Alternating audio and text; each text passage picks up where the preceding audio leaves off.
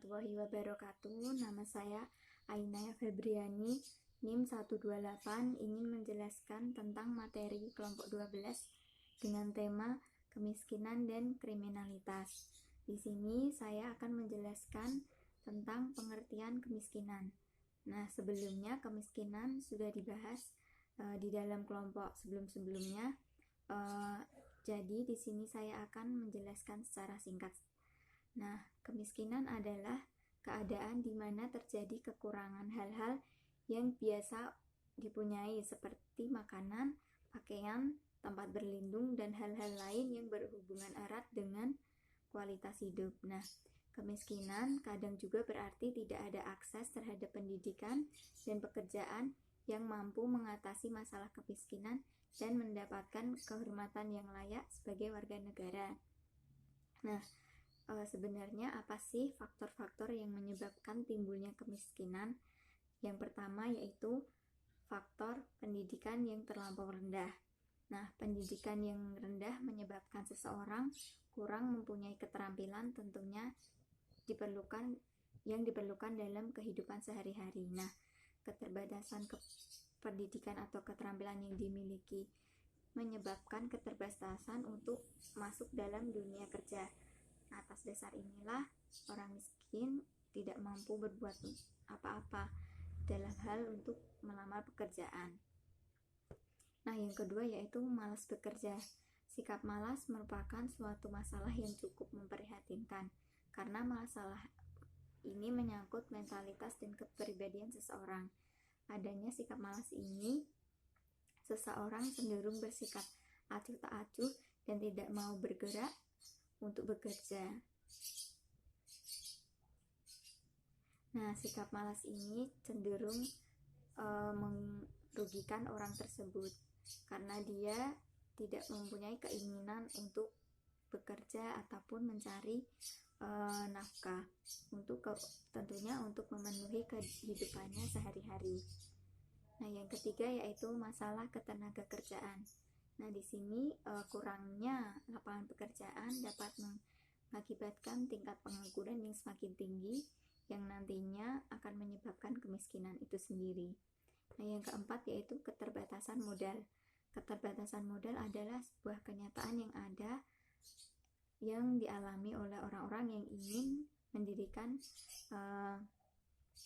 suatu kerjaan, mendirikan usaha. Nah, di sini karena keterbatasan modal inilah yang membuat seseorang itu tidak mempunyai usaha untuk mencukupi kehidupannya sehari-hari. Nah, yang kelima yaitu beban keluarga.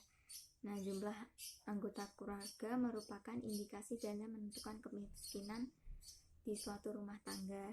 Semakin besar jumlah keluarga yang dimiliki, maka akan semakin besar pula biaya hidup yang dikeluarkan.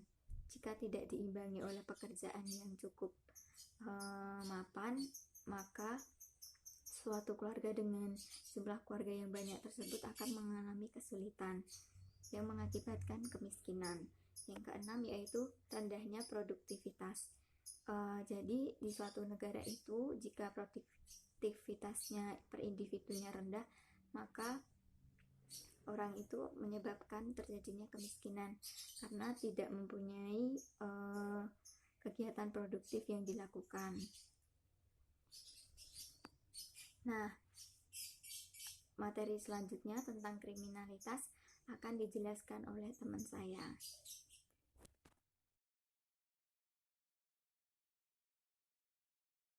Baik, di sini saya akan melanjutkan penjelasan mengenai kriminalitas. Yang pertama yaitu pengertian kriminalitas. Kriminalitas menurut bahasa adalah sama dengan kejahatan atau pelanggaran yang dapat dihukum, yaitu suatu perkara kejahatan yang dapat dihukum menurut undang-undang yang berlaku. Sedangkan secara umum, pengertian kriminalitas adalah segala macam bentuk tindakan dan perbuatan yang merugikan secara ekonomis maupun psikologis, yang melanggar hukum yang berlaku di dalam suatu negara, serta norma-norma sosial dan agama.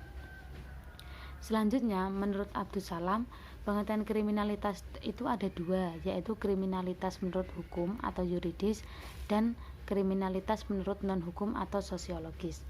Yang pertama, kejahatan menurut hukum atau yuridis adalah sebuah perbuatan yang tidak boleh dilakukan dan ditetapkan oleh negara dalam hukum pidana dan diancam dengan suatu sanksi atau hukuman.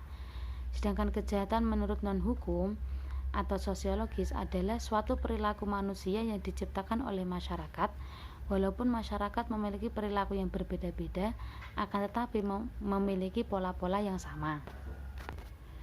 Selanjutnya yaitu jenis-jenis kriminal. Dalam jenis-jenis kriminal ini ada 4. Yang pertama brown kriminal, yang kedua insane kriminal, yang ketiga kriminaloid, dan yang keempat kriminal soft passion. Yang pertama brown kriminal adalah orang berdasarkan pada doktrin atavisme atau adanya sifat hewani yang diturunkan pada diri seseorang. Sedangkan insan kriminal yaitu orang-orang yang tergolong dalam kelompok idiot, ambisil atau paranoid. Dan yang ketiga kriminaloid yaitu pelaku kejahatan yang berdasarkan pengalaman yang terus-menerus sehingga mempengaruhi pribadinya.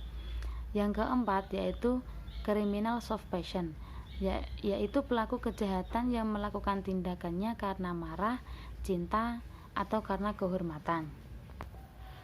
Selanjutnya yaitu faktor-faktor yang mempengaruhi adanya kejahatan atau kriminalitas. Dalam faktor-faktor ini ada 2, yaitu faktor internal dan juga faktor eksternal. Faktor internal yang dapat mempengaruhi perilaku kriminal yaitu faktor dalam diri sendiri, seperti kondisi fisiologis pelaku dan kondisi psikologisnya. Faktor kondisi fisiologis yaitu kecenderungan perilaku kriminalitas yang terjadi pada diri kita ataupun pada orang lain, tak lepas dari pengaruh ego atau kurangnya rasa pengendalian diri yang mendominasi dan membelenggu pikiran kita. Sedangkan faktor kondisi psikologis yaitu kecenderungan seseorang melakukan aksi-aksi kriminalitas, salah satunya mungkin karena faktor traumatik masa kecil atau lainnya. Yang kedua yaitu faktor eksternal. Faktor eksternal yang dapat mempengaruhi perilaku kriminalitas yaitu kondisi ekonomi dan kondisi sosial atau lingkungan sekitar pelaku, orang atau kelompok. Demi sesuap nasi, mereka rela melakukan tindakan kriminal seperti pemalakan, pencurian, perampokan, pembunuhan, dan lain-lain. Pada intinya, pada faktor eksternal ini, kejahatan itu lebih dipengaruhi pada kondisi dari pelaku itu sendiri. Sekian penjelasan dari saya, selanjutnya akan dilanjutkan oleh rekan saya.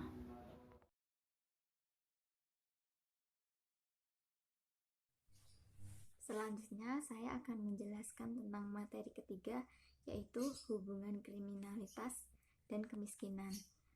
Kemiskinan yang menjadi penyebab kejahatan erat kaitannya dengan hilangnya kemauan bekerja secara ulet sesuai potensi yang dimiliki seseorang itu. Nah, penduduk tergolong miskin inilah yang memiliki peluang besar untuk melakukan kejahatan.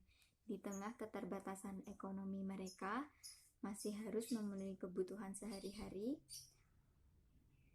maka penduduk miskin ini cenderung memiliki pemikiran yang sangat dangkal, yaitu dengan melakukan kegiatan-kegiatan kriminalitas untuk mendapatkan penghasilan.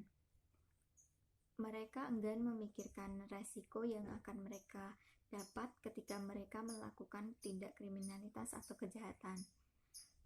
Karena itu Nabi Muhammad SAW mengajarkan kepada umatnya agar mengukur nilai pekerjaan itu tidak kepada hawa nafsu manusia, akan tetapi didasarkan pada prinsip kemanusiaan, sehingga dapat dikaitkan dengan bahwa pekerjaan tukang kayu bakar itu lebih mulia daripada pekerjaan orang yang mencuri, walaupun hasilnya mungkin tidak dapat mencukupi kehidupan sehari-harinya.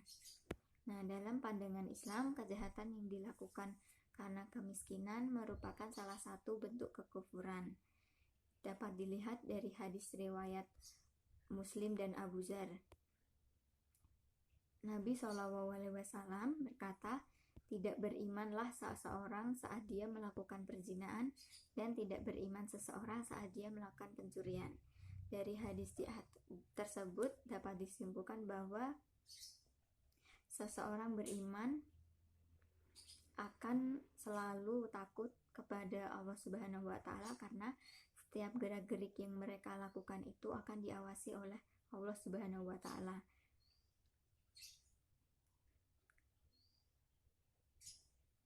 Pada intinya, kemiskinan itu akan mendorong kepada kejahatan atau kekufuran karena kurangnya iman yang dimiliki seseorang muslim itu sendiri. Dan jika seseorang muslim yang mengalami kemiskinan tidak diimbangi dengan keimanan yang kuat dan kesabaran serta keuletan untuk berusaha meningkatkan kualitas hidup mereka, maka mereka akan terjerumus kepada hal-hal yang bersifat kriminalitas. Sekian penjelasan dari kelompok kami, kurang lebihnya mohon maaf dan terima kasih. Wassalamualaikum warahmatullahi wabarakatuh.